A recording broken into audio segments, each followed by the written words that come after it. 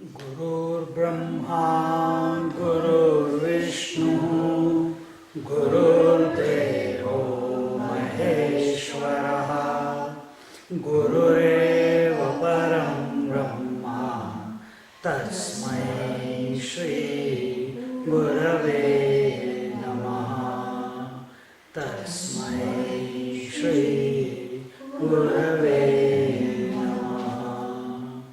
तस्मै श्री गुरवे नमः.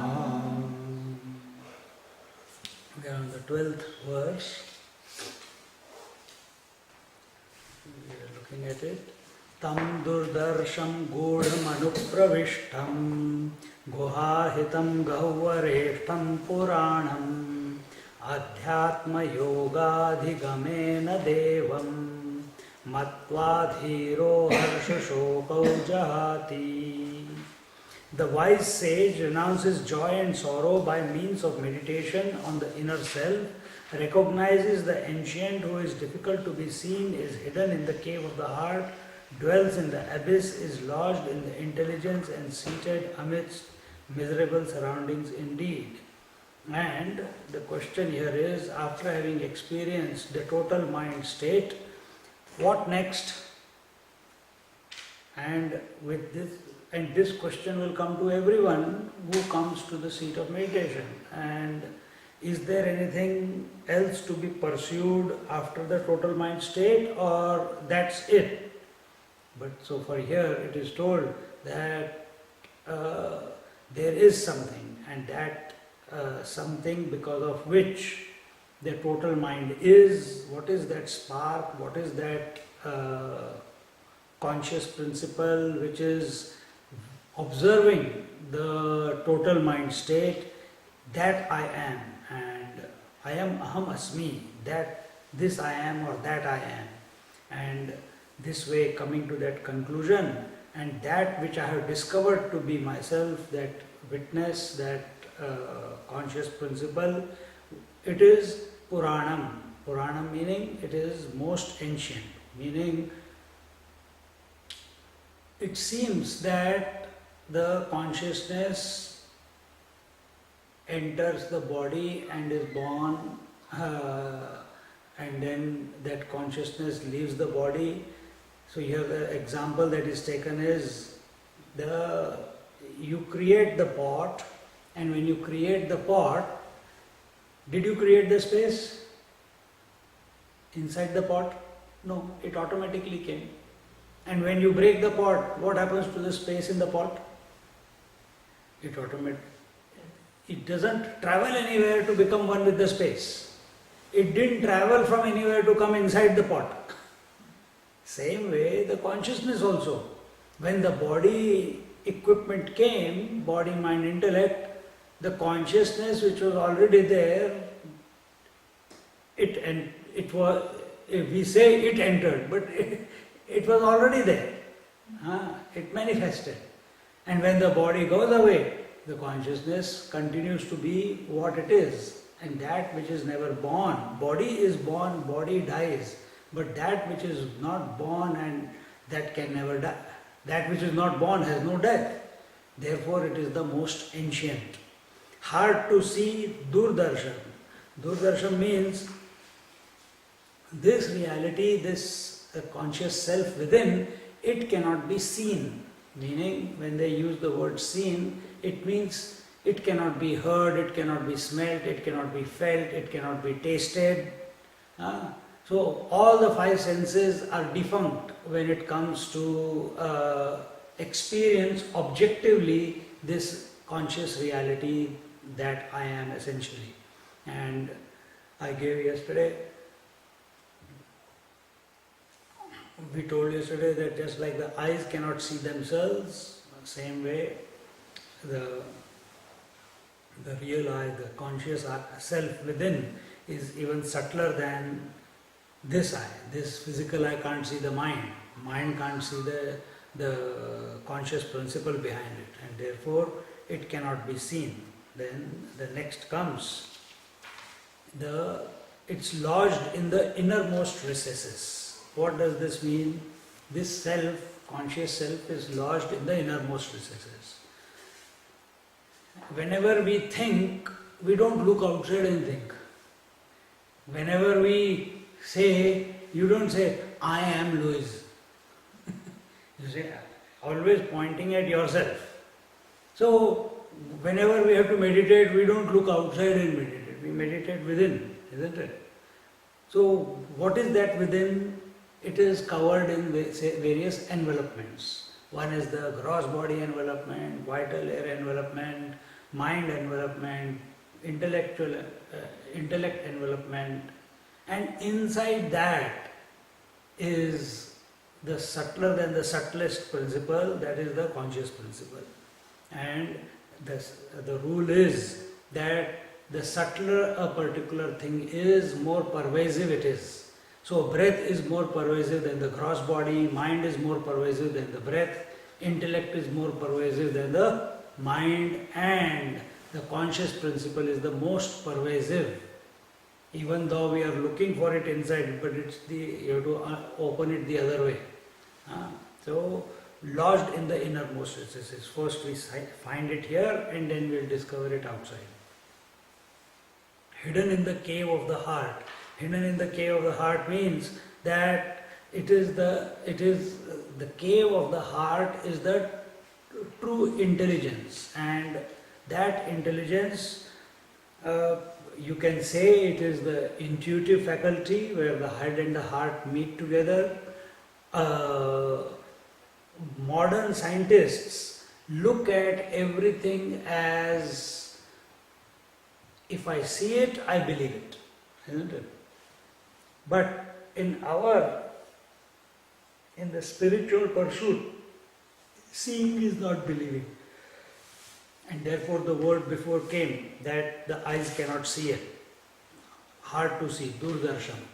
So here in spirituality, the concept that is being presented to you is of a reality that it is unborn, undying, most ancient, hard to see, and it is hidden in the cave of the heart.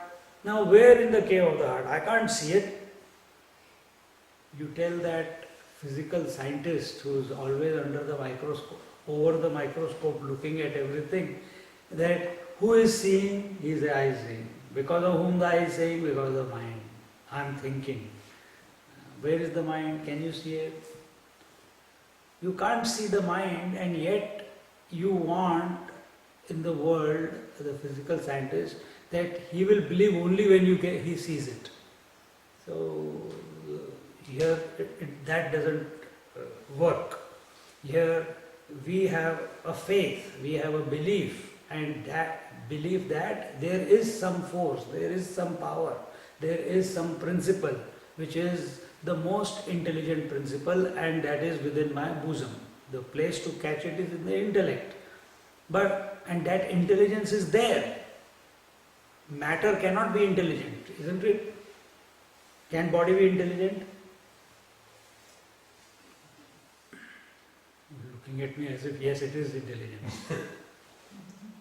Body is inert matter. It is only blood, bones, phlegm, urine and fecal matter. How can that be intelligent? If it was intelligent, then it would have done something to keep itself alive. Is breath intelligent? No, it is also inert. Can't think, can't make any choices. Is mind intelligent?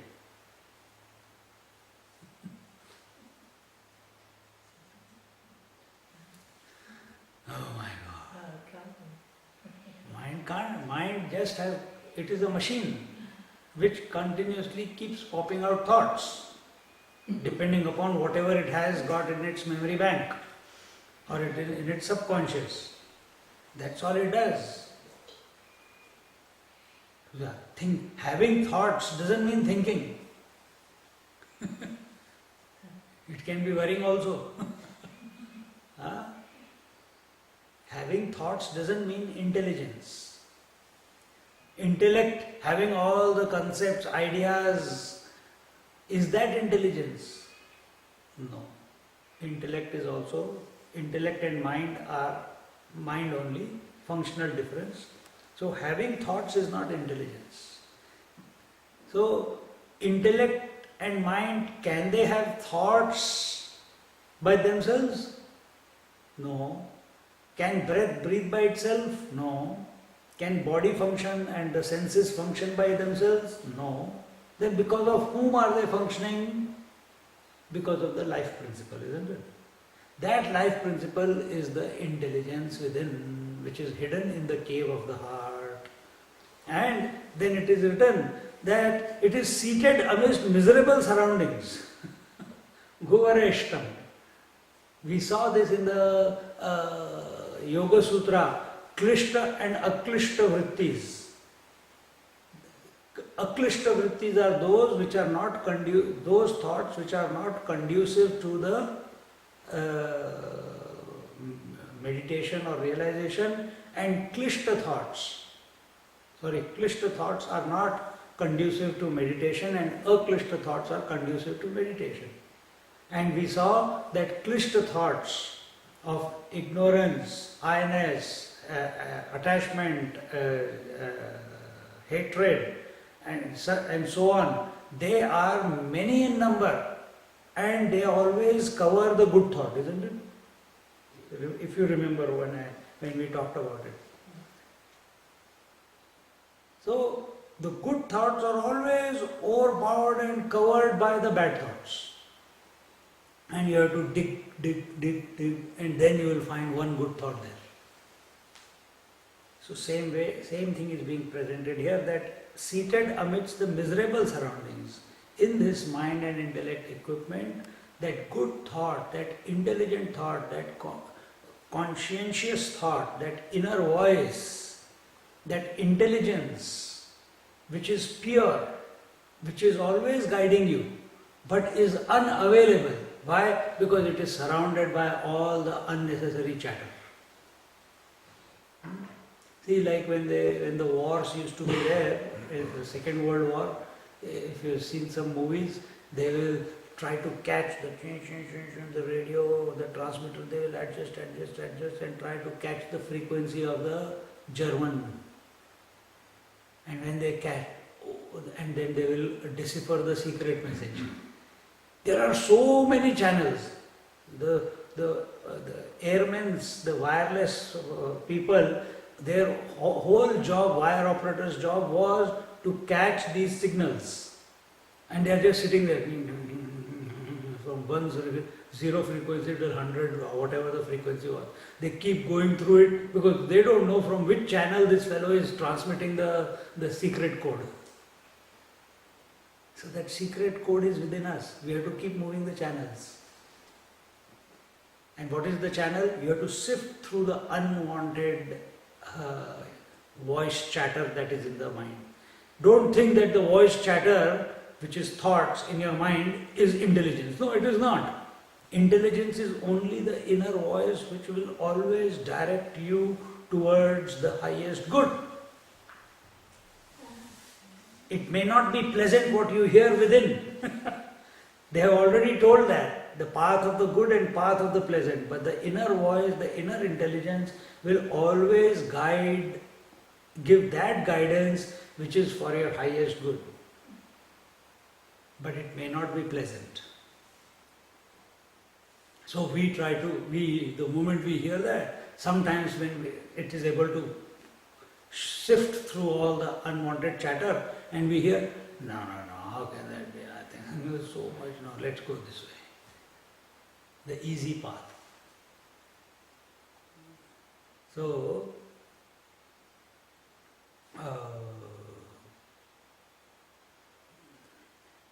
seated amidst in the middle of the miserable surroundings, and then Adhyatma Yoga. So how can we bring this intelligence to the forefront?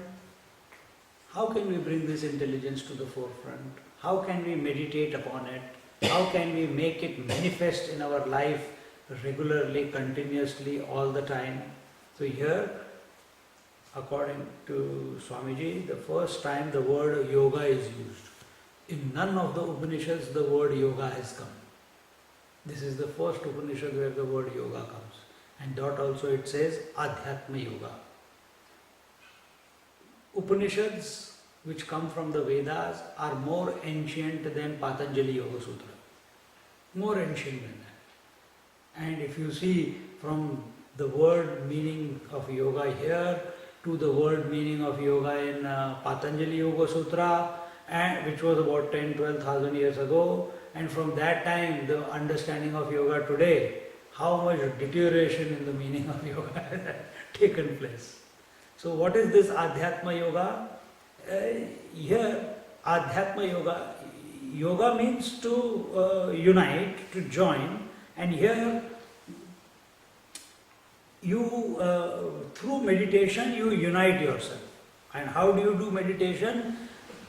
And why do you do meditation? You do meditation to get into samadhi, and samadhi is brought about by withdrawal of your senses and your mind from the external stimuli and objects of the world. So what is this Adhyatma Yoga now? This process of meditation is where we are able to withdraw our mind from the external objects and internal thoughts and focus that mind through a given channel on a particular theme, and here the theme is the intelligence within, and focus on it continuously without any break for a long period of time without allowing the mind to get distracted. Then what happens? Then meditation happens. You don't do meditation.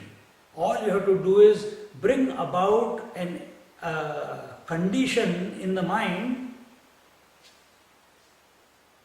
so that meditation happens.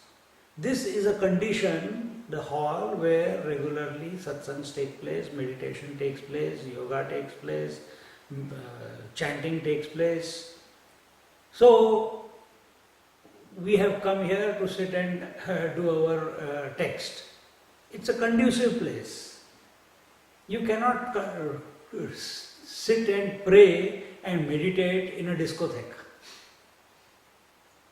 It is possible for some rare one, but for majority it is not possible.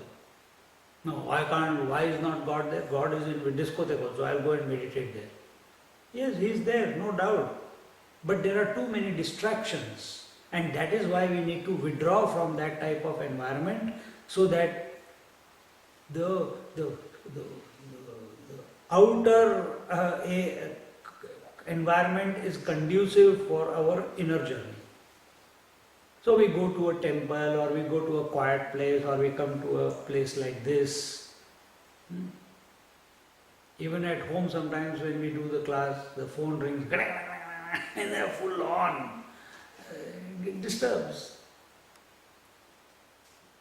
So just if you understand that you need an outside environment which is conducive to meditate, then the inner environment is even more important for meditation to happen.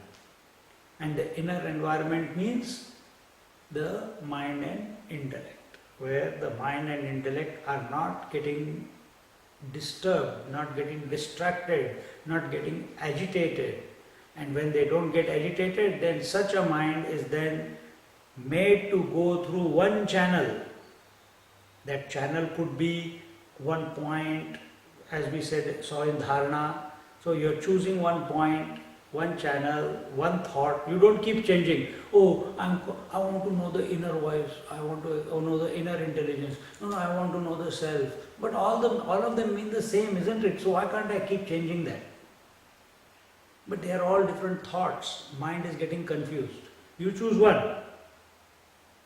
Either you say, I want to know the most ancient, or I want to know the eternal, or I want to know the consciousness, or I want to know the inner voice, or I want to know the intelligence, or I want to know the witness. Select one word and hold on to it, to the exclusion of all other thoughts. When you have all similar thought currents, thought waves, again and again going towards that unknown goal, which you know is within, but you are not able to see it.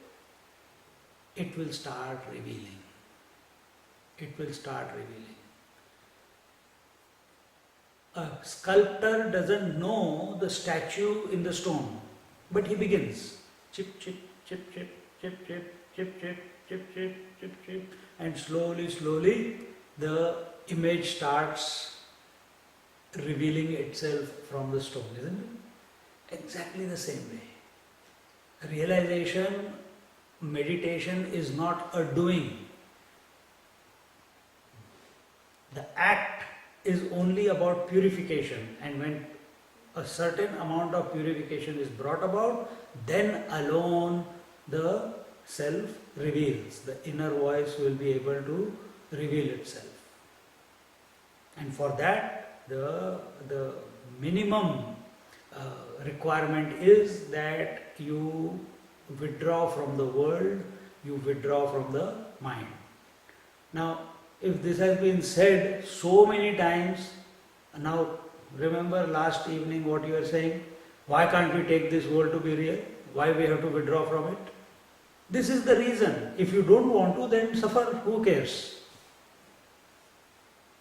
Either you accept what the teachers are saying who have experimented and tried out and realized, or if you think you are more intelligent, then do your way, find out that your way doesn't work, and then come back to what you have heard before.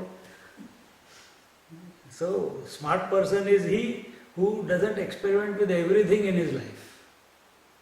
Some things we have to accept. You learn from other people's experience. That is smart way. So this act, this technique of uniting with the self is the Adhyatma Yoga that is being told here. And then as a result of this Adhyatma Yoga, what happens? It says the end of all desires and where is this? Where there is no fear, that is what happens. And the person who comes to know his essential nature in this way, or even is able to come to this infinite intelligence which is his essential nature, such a person becomes fearless, and for such a person there is no joy or grief. We say it's written renounces joy and grief, but there is no renunciation, it drops away by itself. Joy and grief is for the mind, joy and grief is for the individual, joy and grief or pain is for the ego. But when that ego has rediscovered itself to be that supreme intelligence, that supreme Atman, the reality within, then for reality there is no joy and grief. So they have looked at it from the other angle, that it renounces. And this way the seeker, having come to know his own, having come to catch the intelligence within through purification, becomes the observer, becomes the onlooker, becomes the witness of all that is going on around. Within the mind, within the breath, within the body, within the world. He remains a witness all throughout. Again and again and again and again. It's not that he becomes a witness and then he falls into individuality. Then again becomes witness and falls into individuality. When practice is done and purification is brought about, and the witnessing happens, then as a witness, whatever is the remnants of data within the mind, all that starts getting cleared very fast. Now in the 13th verse, etat श्रुत्वा संपरिगृह्य मर्त्यः प्रवृह्य धर्म्यां मणुमेतमाप्य समोदते मोदनीयं हि लब्ध्वा विवृतं सद्मनचिकेतसं मन्ये. Having heard and well grasped this self, the mortal abstracting the virtuous Atman and attaining this subtle self, the intangible spirit, rejoices because he has obtained that which is the cause for all rejoicing. I think that the abode of Brahman is wide open for Nachiketa. So now you see, Nachiketa, through the story we have seen, he has renounced everything. So his mind is, in spite of all the distractions and lures that the Lord of Death was presenting him with, his mind was single-pointedly, without any break, thinking about what he wants from the Lord, isn't it? I want to know that what happens to the soul after death. That's all he wanted to know. He tried to, but he did not get disturbed. For such a person, here the Lord is saying that having heard and well grasped this self, the mortal abstracting the virtuous Atman, does Nachiketa know the self? Does Nachiketa know the self? No, he doesn't know the self. He is imagining that this could be the self, but it is not. He has not become one with it yet. And here when they say the mortal abstracting the virtuous Atman, it's only an abstract for us, it's an unknowable for us at the moment. When we think through intellect, when we try to objectify it, the reality, the Atman, the self, it is only an abstract idea.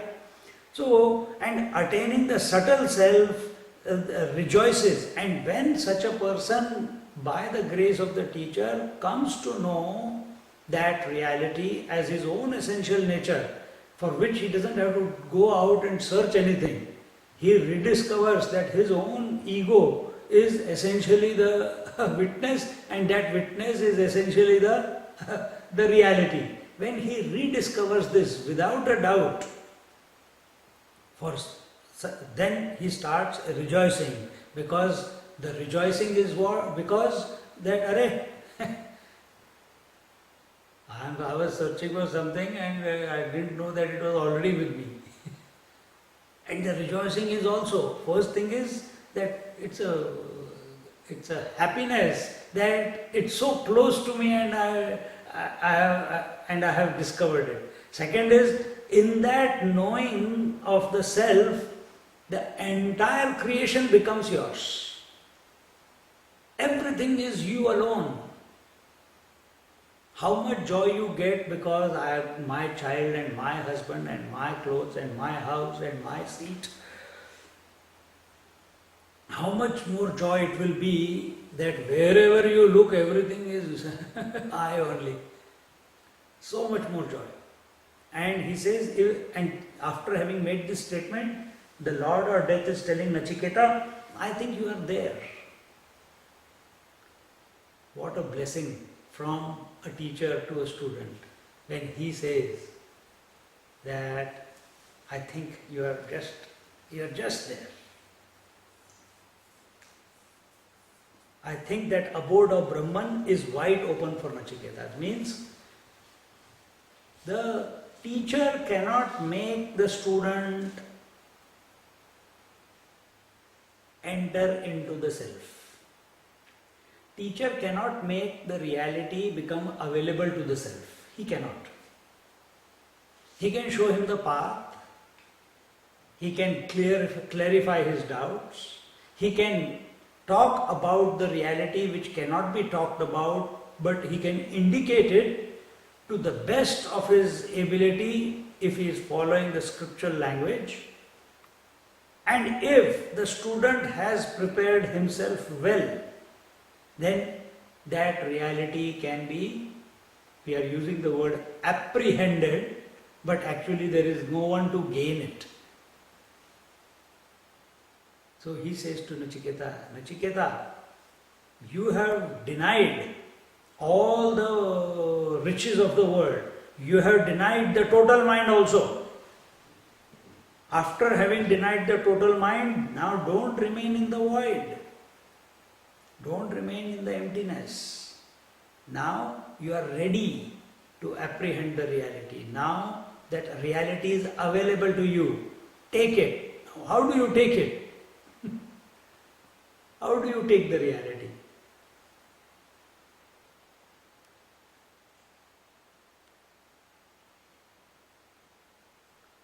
How do you take? Can you take the reality? No. But then he is saying that I think the abode of Brahman is wide open. Enter. How do you enter? You don't resist it. You don't resist it. It will suck you in.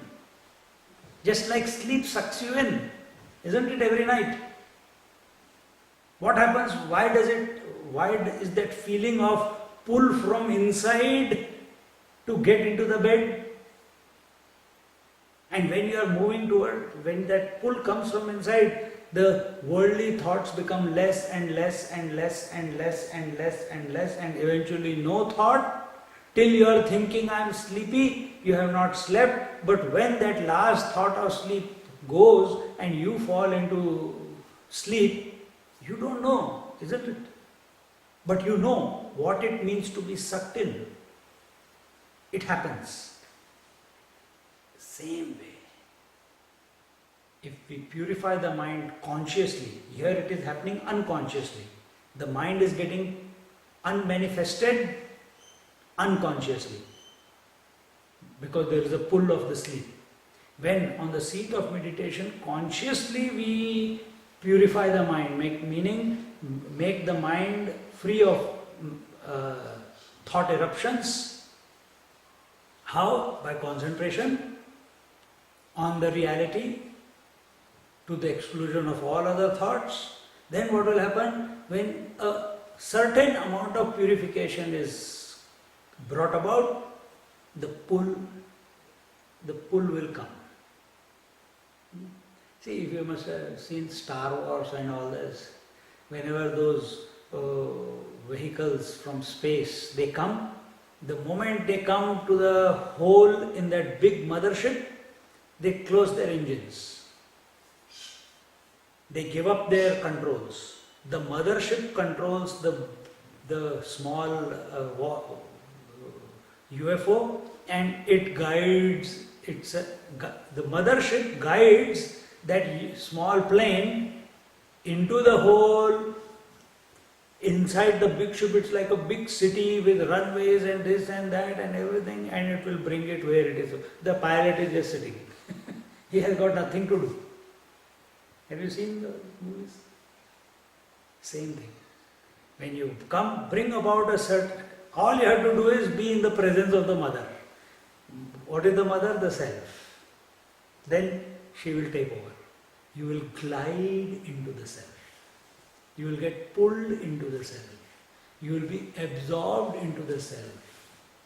Either we say in this language or we say the self reveals.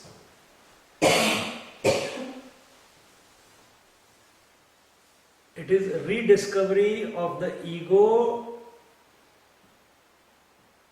to recognize that it is not the individual ego, individual self, but the infinite self. And this rediscovery is without a thought. It is without an experience.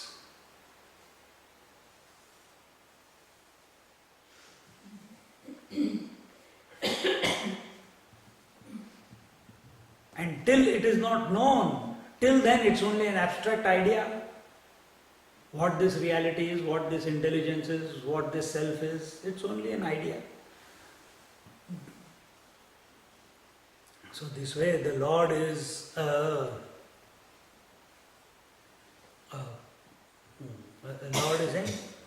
Having obtained what causes joy? So, here, what does he say in this? Everyone, what each one loves the most in life? What each one loves the most? Ourselves, correct? Ourselves. Very rare ones are there who give their life for someone else. But if real circumstances there and you know that if you are going to go into a burning house to save your cat and dog or to your own child, but the fire is raging like anything, you will not go in. You will say, please, is there someone who can help my child? But you will not go in. Why you will not go in? Because you are afraid that for all you know, in that fire the child might already be burnt, and if you go in you will also be burnt. So why should I lose one more life? And you will not go in. Because you love yourself the most. So what is that which is most lovable within us? We all say ourselves, isn't it? Or myself. So that self is the most lovable. And when that self is gained, it is the greatest joy that one can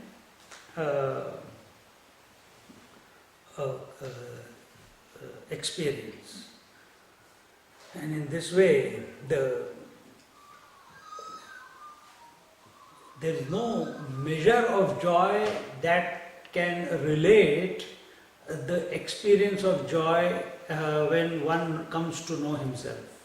We saw in Taittiriya Upanishad the measure of joy, Ananda, of a man who is the conqueror of the earth, is loved by all the inhabitants of the earth.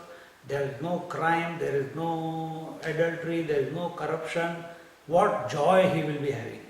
And in his youth, more joy, 100 times the joy of his is the joy of a musician. And this way we went times 100 times 100 times 100 and eventually reached the Creator.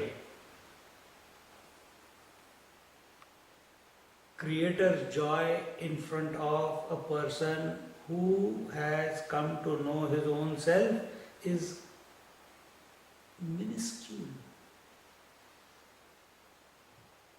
In the devotional text it is told that the joy experienced is equal to the point on the right toe of the reality of Narayana. Meaning, the reality is far, far, far greater. You can't even imagine how great it is, how infinite it is. And in that, the joy of the Creator of this whole creation is only just a small point on the toenail. How much bigger the whole reality is? There is not only this universe in this creation, there are many universes. All put together, still it is only a little bit in the total reality. And that you have discovered yourself to be. Can't even, mind and intellect are not equipments which are capable to express that joy. Cannot. And therefore, because if they try to express that infinite joy, they will burn. So better remain silent. Therefore, a realized master usually is silent. If this bulb is to express million-watt energy, it will burst, isn't it? Same thing is our mind also. It will also burst. It cannot handle that the infinity because it is beyond it. So silence, maunam, vyakhyat, prakatita. A yogi remains in silence, and in that silence is the expression of joy. And no, how can that be? You also experience most joy when you are sleeping. In the sleep, maximum joy is experienced. And in the sleep, there is no thoughts. You are silent. isn't it?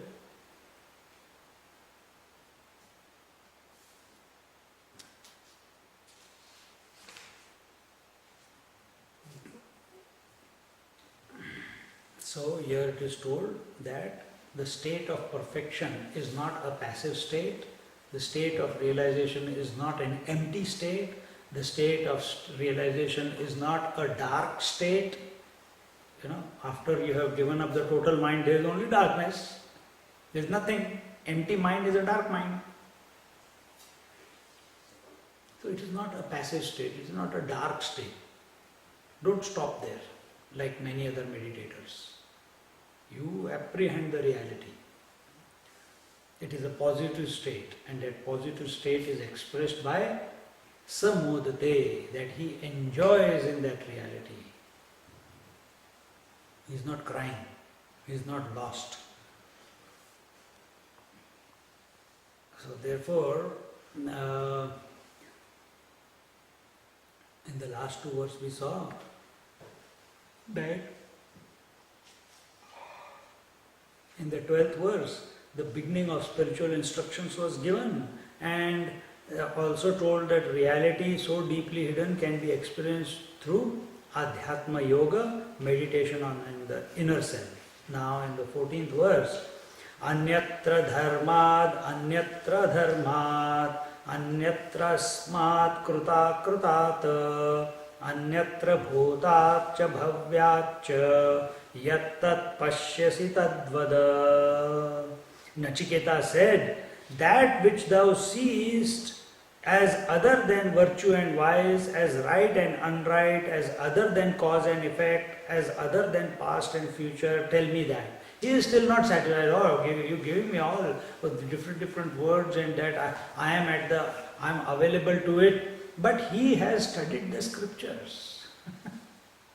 He has studied the scriptures. He has contemplated on the scriptures. He has spent endless nights, even at that young age, contemplating, reflecting on what the scriptures are talking about. He says, don't repeat everything from the scriptures, oh Lord of Death. I know all that already. What you have told till now, I already know. He is single pointed. He wants to have a direct experience. He wants to know because he knows that his teacher knows. And the reason he says these words is, don't repeat what already the scriptures have said. I have also studied. I want to know your experience of the truth. I don't want words from the book that I can also repeat. So please tell me, what is that you see? You see as other than virtue and vice, what you see other than virtue and vice, what you see as right and unright, what you see other than cause and effect, and what you see other than past and future. And in this way, the student is challenging the teacher that don't brush me aside by repeating words from the scriptures. I am not that type of a student who will be satisfied with that. He is taking to task his own teacher in a nice way. Why? The teacher has already praised him. The teacher sees that this fellow is absolutely single pointed on knowing the truth. And now here we see that the student is so single pointed that he is able to discriminate which are the words that the teacher is speaking, which are from the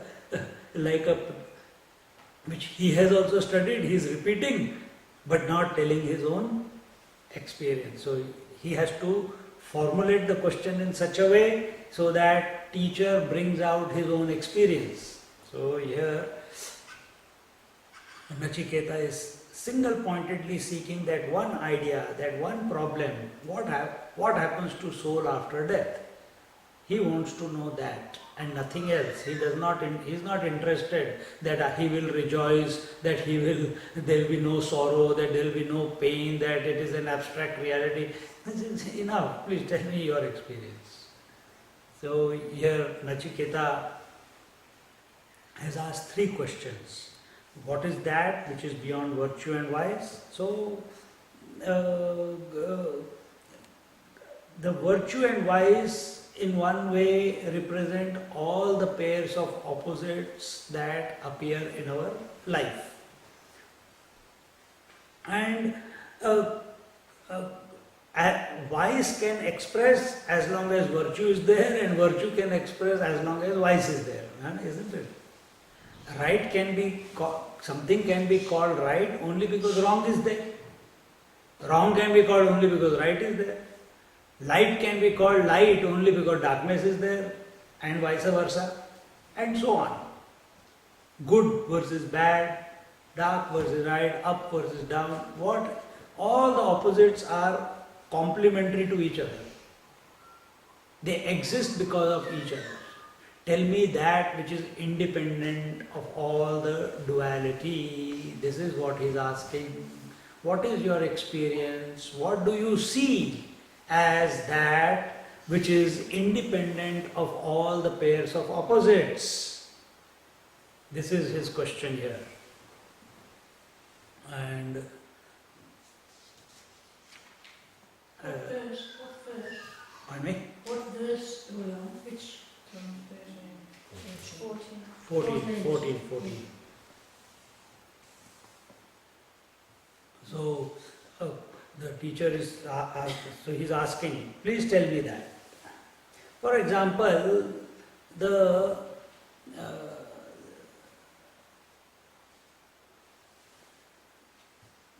sun when it shines,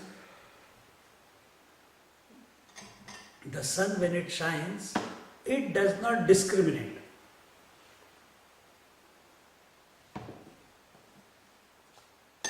It does not discriminate to whom it has to give light to. Equally, it is illuminating or giving the sunlight to a murderer, to a devotee, to a meditator, to a husband or a wife. Everyone equally. It does not.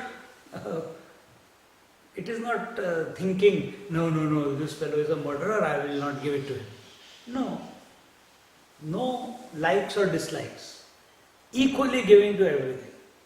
So what is that which you see is because of which this duality in our life is able to express itself? This is the question of Nachiketa. Then the next one comes, what is that which is beyond the cause and effect? Every effect must have a cause. You know the three rules. Every effect must have a cause. Cause itself becomes all the effects. So this effect called the creation, why am I feeling sleepy? Too much breakfast. If this effect called the creation must have a cause called the total, the reality, not the reality, the Lord. Creation equal to waves must have a cause called ocean, who is himself expressing as, so ocean the cause, expressing as many effects the waves, correct? But oceans are many. What is their cause? And this is a problem in every religion, that there is when we keep finding the cause from the effect we go to the cause, then that cause becomes the effect, then we try to find its cause, and we keep going back. So in all the philosophies they have to overcome this problem of regress ad infinitum, keep going back. For example, when you go and stand in front between the two mirrors, one this side, or one front and the back, what happens? You see your image endless. endless. So then you start with, I think the first image is because of this mirror, then the second image is because of this mirror, this reflecting in the second one, and you calculate. There's no end then. But we have to come to a conclusion. So they have said that God is the one, that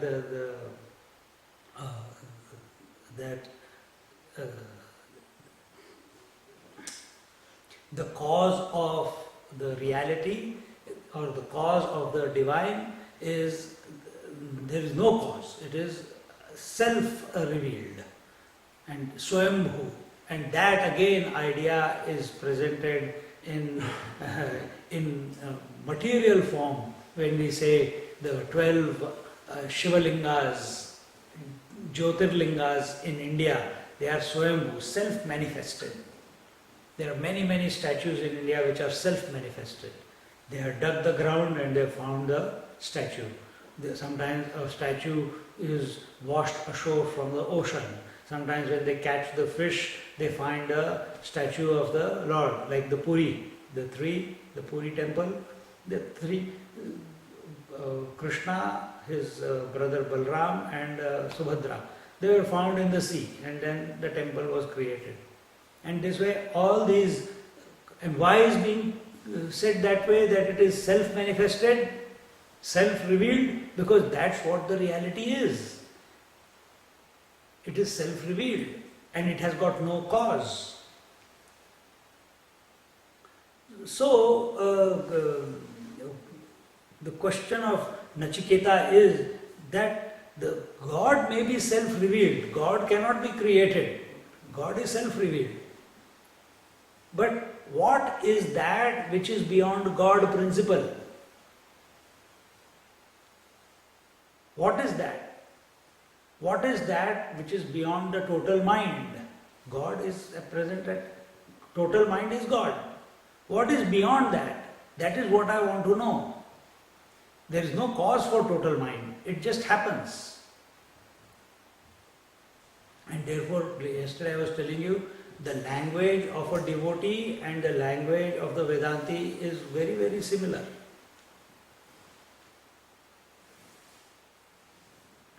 So, the Nachiketa is inquiring from the Lord of Death as to the nature of that witness, because in whose presence all the cause and effects happen, and who is the knower of all the cause and effects. Without him, without the witness, the cause and effects cannot take place. But is he affected by the cause effects? No. The witness is never affected by the cause and effects. So what is the nature of this witness? This is what he is asking here. And then comes, and this witness is independent from all the cause and effects. Now the last one, the last pair, the past and the future. And lastly he asks the teacher to explain that which is neither in the past nor in the future. Past and future are only two polarities of time, two ends of the time. And when there is no past and there is no future, what is left?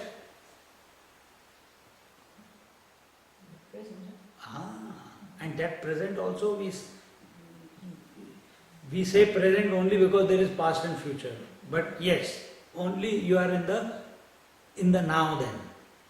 So what is there in the now? What is that which is independent of past and the future? In other words, I want to know that which is available only in the now, available only in the present.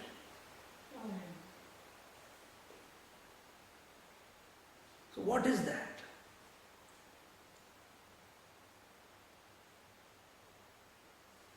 So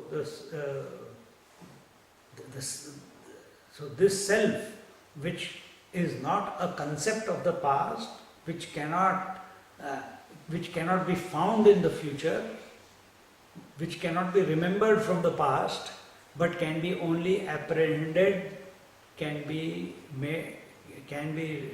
known only in the present. What is that reality? What is that witness? What is that pure awareness? And in this manner,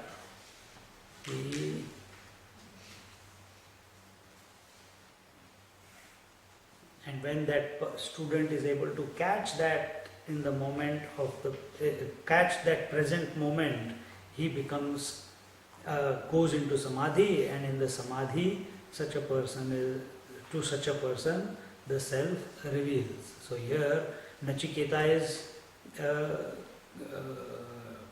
asking the Lord that yat tat pashyati, meaning what are you seeing when you are moving through the world? I know you are a realized master, you are a realized teacher. So what are you seeing right now, which is other than the dualities, virtue and vice, which is other than cause and effect, which is other than past and future? Please tell me that subjective experience of yours and share it with me. I don't want words from the books.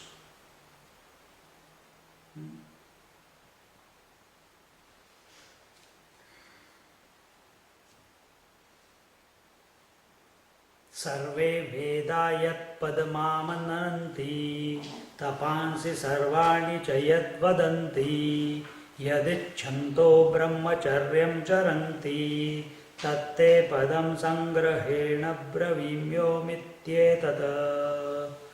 Yamraj said, the Lord of Death said, the goal, word, which all the Vedas declare of praise, which all penances proclaim, and wishing for which they lead the life of brahmachari, that is self-restraint, that goal, word, I'll briefly tell you, and it is Om.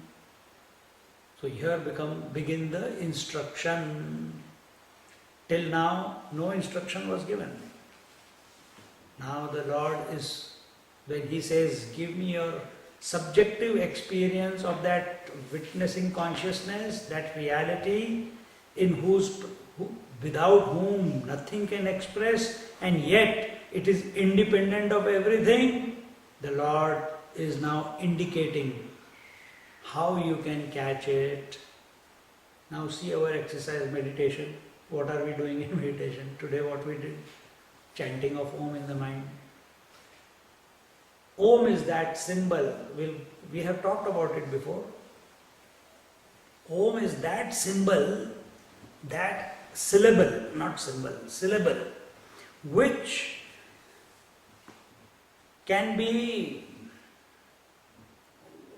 which is beyond all words. And meditating upon it, you can gain both, the higher and the highest. Higher, the total mind, and the highest, even beyond, which is the witnessing consciousness, will reveal as a result of it. So, Parabrahman and Aparabrahman. Aparabrahman meaning conditioned reality. What is conditioned reality? The total mind. There is nothing called individual mind, my friends. We keep thinking it is individual mind, individual. In scriptures, there is no mention of individual mind anywhere. Whenever they talk about the mind, they are only talking about the total mind. Whenever they talk about the water, the ocean, automatically the waves are included in it. We have distinguished that the wave is different than the ocean. So, total conditioning, the total mind is the upper, the lower reality. And the higher reality is unconditioned Brahman, which is not limited or conditioned by anything. And that, both of them are represented by Om. So know Om to be that word, to be that goal, to be that focus, to on which you must make your mind single-pointedly focused. So what do we do now? So tomorrow morning we'll do this one exercise. I'll show you. Tomorrow I'll tell you that. So, if you want to remember the name, chant Om. Easy. If you chant the Lord's name, this Lord against that Lord. Lordship is always for a territory. So you go beyond all of them. All these gods, they are represented by one word, that is Om. And here it says that this Padam means, here the word Sarve Vedayat Padamananti. Padam means, there are many meanings of Padam, and such as the Padam means the way, the place, the abode, the state, the footstep, the footprints, the sign, the word, the goal, etc., etc., etc. So, what is that which the Vedas are talking about? It is what is the way? Om is the way, Om is the place, Om is the abode, Om is the state, Om is the footstep, Om is the footprint, Om is the sign, Om is the word, Om is the goal. Anything you can think of, Om it is. So, and I have in previous Upanishad somewhere we have told you, Om is that syllable which begins from the base of your throat and ends at the lips. Om.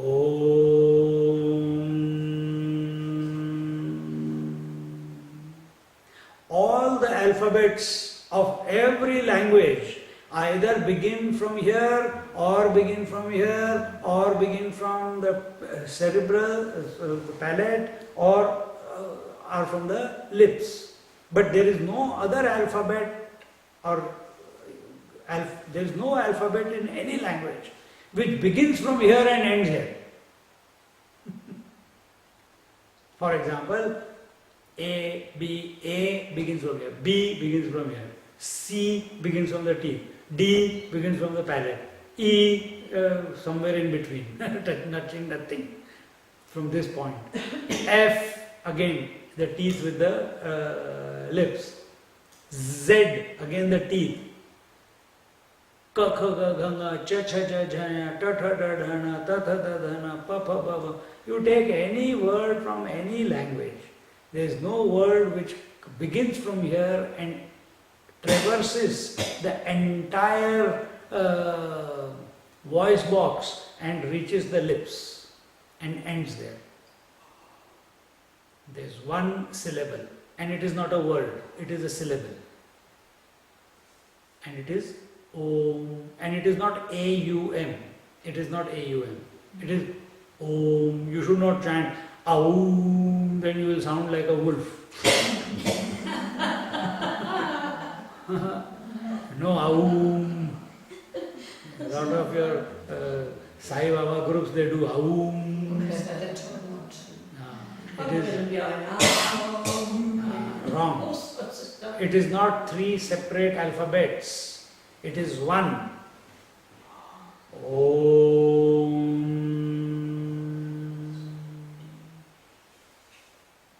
So,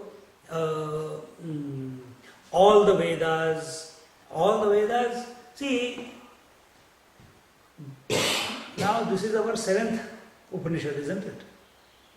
Yeah, 7th Upanishad. In every Upanishad we have seen different themes, different approaches. But all the approaches in all the 7 Upanishads, what are they talking about? The same theme, the self, isn't it? Talking about the same theme, the self. So they are all on the circumference, pointing in the center, and the center is the witnessing consciousness or the self, the reality. Many different ways, but all of them, the approaches are different. As many people, that many religions can be there. But what is the purpose of religion? to unite man with God, isn't it? Every religion is having the same goal, to unite man with God. Then why they are fighting with each other? Why only my religion is the only way? Why can't you create your own religion? Religion a la Teresa. Religion a la joy. Because if religion means unity with the divine, then what works for you is what works for you. Then you got no right to impose it on anyone else. You may appreciate other people's ways, but you follow your way. Similarly, the Upanishads are very, very compassionate.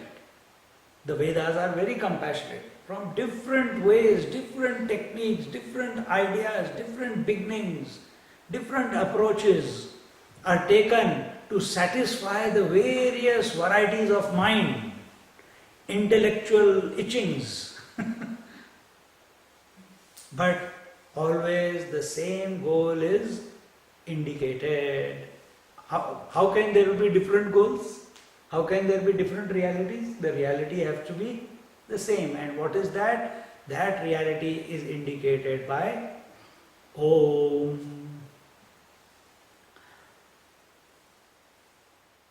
So the Lord Death says, the goal that is pointed out by all Upanishads, the center, the truth, is the factor that you are asking me now, and that factor is in brief indicated by the pregnant symbol Om.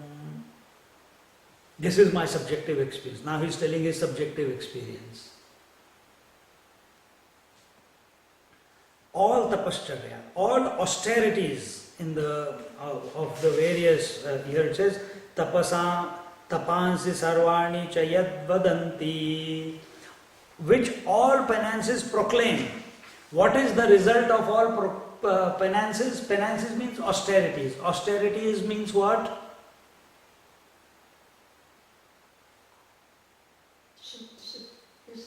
The ability to give up, the ability to go through, the ability to concentrate on that, on something in spite of everything else. You are not eating food, you are standing on the leg, you are taking the name of the Lord, or you are doing pranayam, or you are doing pratyahar, or you are doing dharana, dhyan, samadhi, abhyas. All this is tapasya. What is the goal of this tapasya? What is the goal of every austerity that man takes upon himself? Is this Om, is this reality which is indicated by Om. So what is the best tapasya then? Chant Om. If Om is the goal, if Om can deliver you both the infinite as well as the total conditioned reality, then chant Om. There is no other word which can give you that. Because without word we cannot think. Without words we cannot think. When you are saying, I am thinking about the truth, I don't want to type Om. But truth means T-R-U-T-H. None of them begin from here and end here. That same Om has been made into Ameen in Islam. Again it's going in. It's not complete. Amen. It stops here. Om. It completely. But it's from Om only these two words came. Amen and Ameen. Even in I think Amen is a Hebrew word, isn't it? Yes, but the Christians use it too. Christians also use it. So the Lord is saying that all tapasya, all austerity will be meaningless if this goal is not realized as a result of tapasya. And then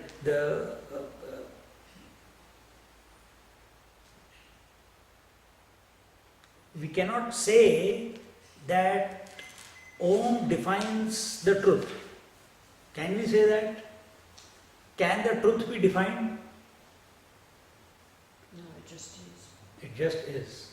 So what is this when we say it is infinite, it is ancient, it is eternal, it is ever pure, it is all pervading, it is omniscient, it is omnipresent? Are we defining it? No, we are not defining it. We do not want to make that mistake. To define the reality is to defile the reality. We cannot define it. So what is this? It is just indicating. It is a support which indicates the total. So take that and yadichanto brahmacharyam charanti. Yadichanto brahmacharya means that this is for which, this is the goal which the Om is indicating. It is that goal for which all brahmacharis means those people who have controlled their senses and mind and their vitalities and and by controlling all those vitalities, they are utilizing or directing all those vitals towards the Supreme, and that Supreme is indicated by the word, by the syllable Om. Another meaning of brahmachari could be brahmacharati iti brahmachari, meaning the one who walks the path of truth is called a brahmachari. So what is the path of truth? That path of truth is indicated by Om. And in this way, it is told here that this word Om is not found in Rig Veda or Atharva Veda. It is found only in the Taittiriya Samhita of the Yajur Veda and also in here.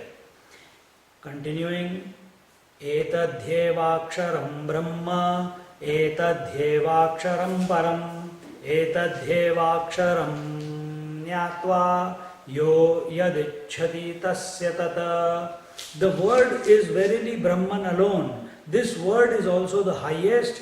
He who knows this word obtains verily whatever of the two he desires. Meaning what? The word, I have already told this to you before, that the word is verily Brahman alone. Meaning, Om is not other than Brahman. Om is Brahman. Why? Because is Teresa other than body? At this moment. Is Teresa other than body? No. Teresa is body. The whole equipment that I see of body, mind, intellect is all put together called Teresa, isn't it? So when you say Teresa, you will reply, yes Swamiji. So who is replying? No, the Brahman is replying. No. That the total being, which is a conglomeration of body, breath, mind, intellect,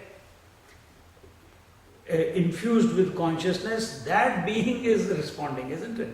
You can't say, no, only my mind is responding, body is not responding. You can't say that because you're nodding, you're smiling. The ears have to hear it. Pardon me? The ears have to hear it. Yes. So, just like Teresa and so here the point is, the name, in this case, the name is not other than the form, and the form cannot be without a name. Understand? Every form must have a name. But Om is not a name, it is a syllable. It is a single syllable. And here it says, it is told that this Om itself is reality because it is able to deliver it. It is able to indicate it completely. There is no other, nothing else which can so aptly, completely, clearly indicate the reality. And so here it is told, this Etadhevaksharam Brahma, this word is verily Brahman alone. Don't replace it with anything else. Etadhevaksharam Param, that this word is also the highest, the supreme. There is nothing more supreme than this. From Om, when I explain to you, it begins from here to here. Om is the mother of all languages. Om is the mother of all alphabets. And from alphabets came all the languages, isn't it? So, from where did Om come? No, nothing came. Om did not come from anywhere else. And in the religions, what they have said, that Om is the first, is the word of the Lord. First came the word, then came the word, isn't it? So, when Om multiplied into various alphabets, those alphabets are each aspects of the creation.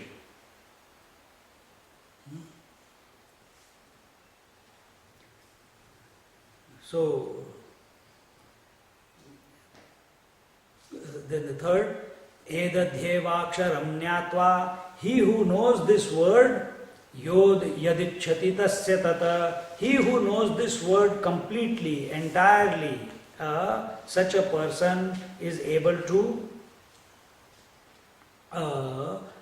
gain, if his intention is to gain the total mind will be his by chanting Om. If his intention is to know the reality, the witnessing consciousness, then witnessing consciousness will reveal itself. See? So you decide, while chanting, what do you want? And we saw in somewhere else that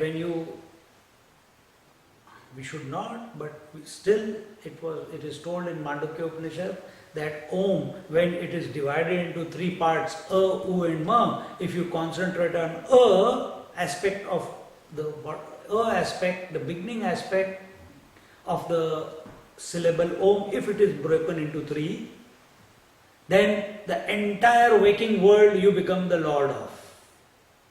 If you concentrate on U, you become the Lord of the dream world. That means you become the Lord of the subtle world, all the subtle worlds. And when you contemplate on the you go beyond. You go beyond the total mind. And in this way, it is told that obtains verily whatever he desires. See, is the Australian flag Australia? Is it? English. No, don't. Is Australian flag representing Australia? Yes. On today is Australia Day? Yeah, today is Australia Day. Good example. So today is Australia Day and many places people will be carrying the Australian flag. And you go, no, the flag, how can flag represent such a huge continent called Australia? We'll have to find something else. And you take that flag in that big crowd and start trampling it or lighting fire to it. What will happen to you? What will happen to you? People will trample you. Forget about trampling. Before you get even any further, you will be trampled. Or you will be put behind bars, or you will be beaten and thrashed so well that you will never commit that mistake again. Exactly the same way. Just like a small flag is representing the entire nation called Australia, it's a representation. In foreign countries, in Olympics, in Commonwealth Games, you don't bring the whole country, let's bring Australia here and then we'll sing the national anthem. No, you put the flag and the national anthem because that flag represents the reality. Can you bring the whole Australia there, wherever Australia needs to be remembered? No. Similarly, the Queen's crown is kept, and wherever the Queen's crown is, so if the Queen is not available, the crown is kept on the chair and the person reads on behalf of the crown, isn't it? And it is a decree. You see, when you go to notary, to a notary, they put the seal. That power has been given to them by the government. And when you take that anywhere else, that person doesn't need to be there. The seal is there. That seal represents that it has been authenticated by a person who has been represented by a government, and whoever sees it says, it is a valid document, isn't it? So that seal is a sign of validity. That flag is a sign, is a symbol of the whole nation. Om is the symbol of the entire reality, manifest and unmanifest.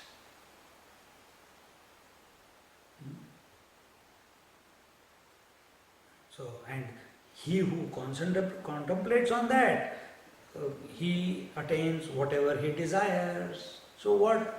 We know the rule, as you think, so you become. So what do you desire? Do you desire to all the riches of the waking world, or the dream, subtle world, or the beyond? Are you interested in the total mind, or in the that which is beyond the total mind? While chanting Om, where is your attention of the mind? Is it to attain the heavens, the total mind, the ultimate heaven, or it is to know the witnessing consciousness? With that intention you are chanting the name, chanting Om. That will be delivered to you. That will be revealed. So in this manner, but this will happen only when your mind has become single pointed with that idea, what you are seeking, and single pointed with Om to the exclusion of all other thoughts. Then alone those things that will come true.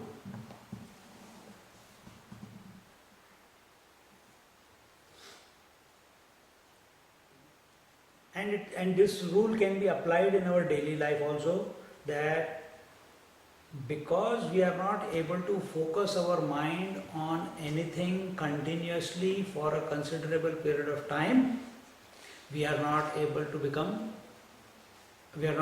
gain those objectives. So if you want to become the Prime Minister of the country, then you stick on to it. Abraham Lincoln,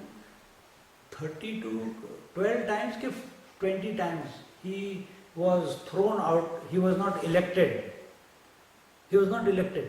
Many times he became senator, again lost his seat, and again, but before his first time he became a senator, many times he tried but never became a senator. Then he became a senator.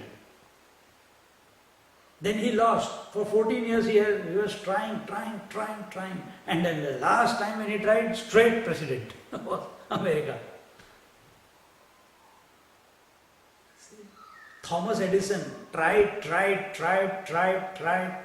thousands of times he tried how to convert electricity into light. Single pointedness of purpose did not allow doubts to come in between, did not allow the words of other people to deviate him from his goal. He lost his money, he lost his family, he lost his royalties. He poured all that money, all his resources into experimenting on how to create electricity into light. That one man's vision is what we are benefiting, isn't it? People forget that, don't they? The first person who has the idea. Yeah, but the point here we are saying is, you also have that ability. But we keep cancelling our thoughts. So one desire comes, I want to sit straight. Immediately afterwards. How does it matter if I sit like this? Reality is everywhere. Then, now breakfast time. 3 days ago you decided I'm going to eat less and keep myself light. And today breakfast, eat away. How does it matter? I'm hungry. Path of the pleasant we have chosen, not the path of the good. And immediately we justify it with all hypocritical arguments to say that we are doing is correct. In fact, we have cancelled our own conviction. If you have a conviction that you are reality, you have listened to it, you have heard it, then why you are not experiencing it? Because you keep cancelling it by all other thoughts and ideas. Hundreds of books you read, hundreds of thoughts you have in the mind which are ready, waiting. The single pointedness of purpose has to be brought about in the mind. Then alone it will happen. Anything in life. Whether it is, and it is expressing right now, the single pointed of purpose is that you have committed 7 days to studying the Upanishad. You are not distracted. It's great.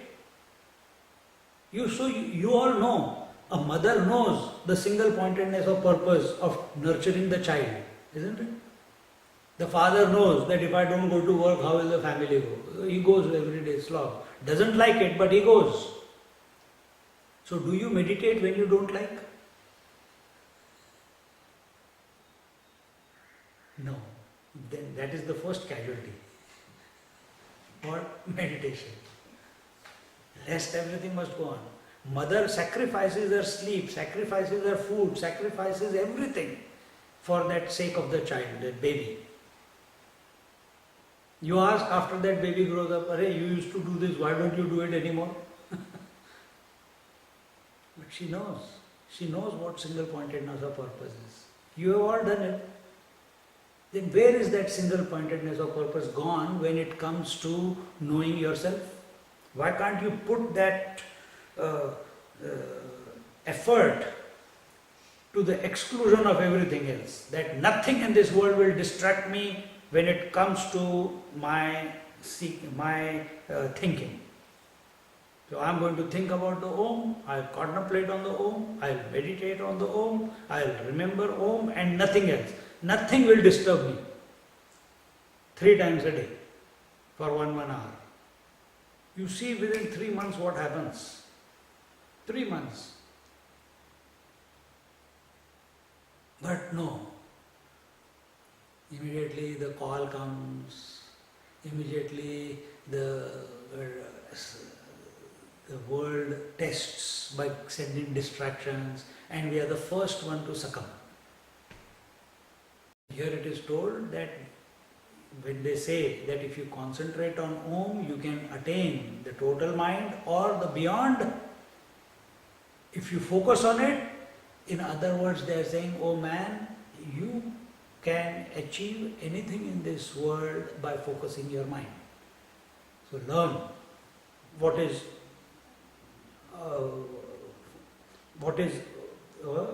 concentration. And we have seen the first chapter of Yoga Sutra was what? Concentration. So concentration of mind. So how do you concentrate? The technique of controlling, conserving, preserving and directing the mental energies through a chosen channel to a particular goal is what is yoga.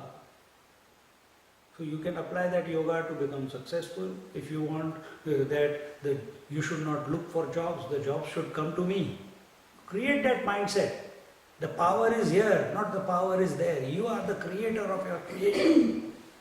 Once this is understood, and that power to create the creation is in the mind, and that happens when single pointed purpose is given to the mind for a sustained period, not mechanically, with feeling, as if there is no tomorrow. You put every ounce of your being into that particular idea. So in this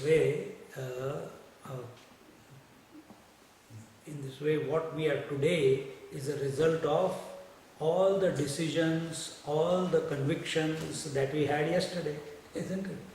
Past is bringing about our present. So what you decide for yourself today,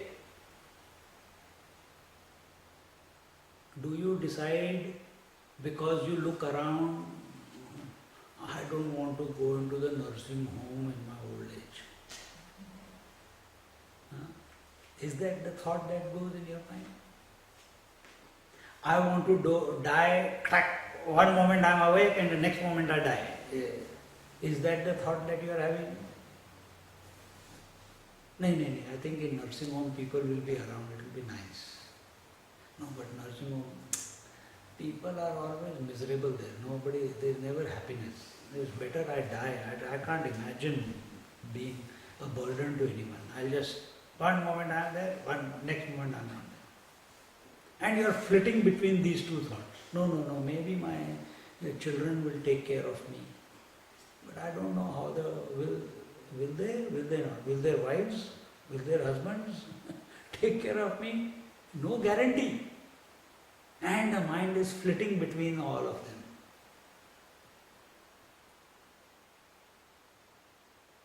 And such a flitting mind, where will it find itself in the old age?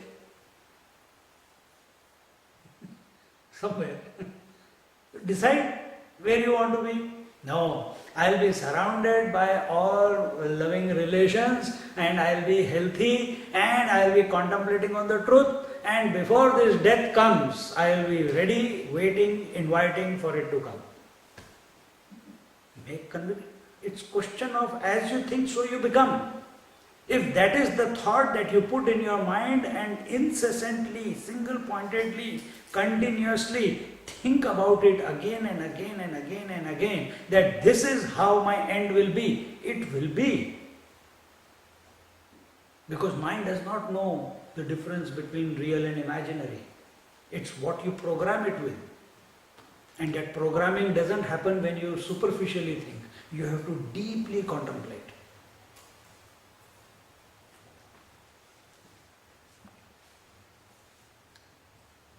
So, if the person contemplates on the total mind, he will become the Lord of the total mind. If he contemplates on that which is beyond the total mind, he will become that. What is that?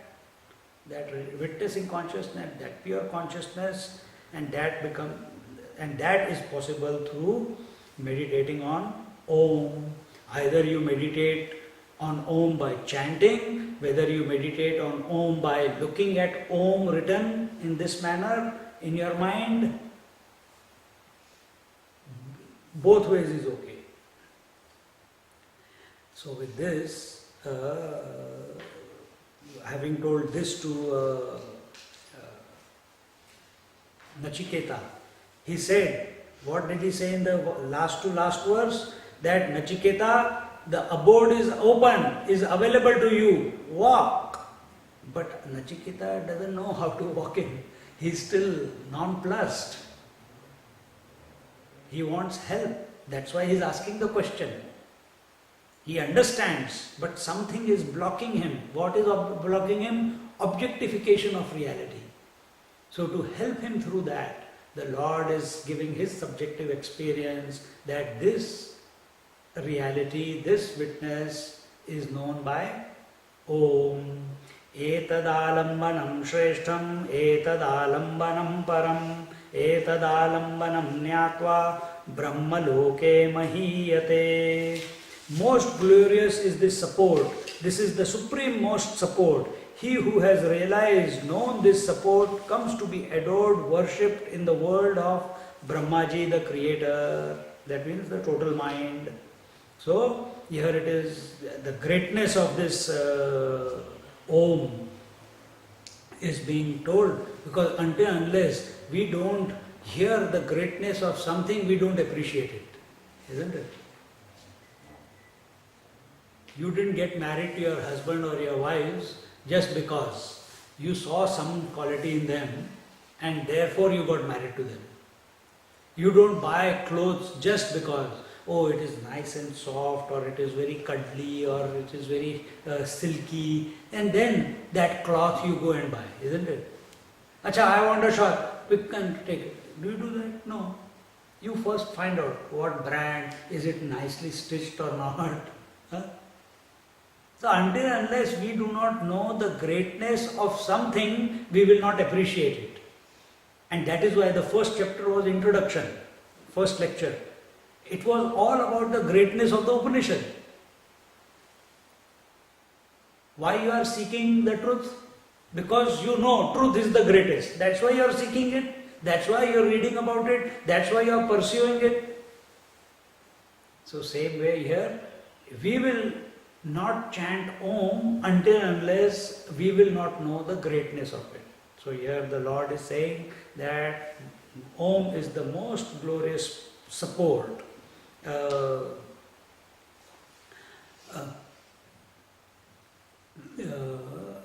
This is the supreme support. There is nothing else more greater than this as a support on the seat of meditation for a seeker or for a one who is not as well prepared as Nachiketa. So even for the best prepared seeker, Om is the support. Even for a less prepared seeker who is still in the stages of purification, Om is the best support. And if you are a person of the world and you want the riches of the world, even then Om is the best support. See? He who has realized this support comes to be adored. So one, he who comes to know the greatness of Om, and as a result of the knowing that is chanting it in his life daily, such a person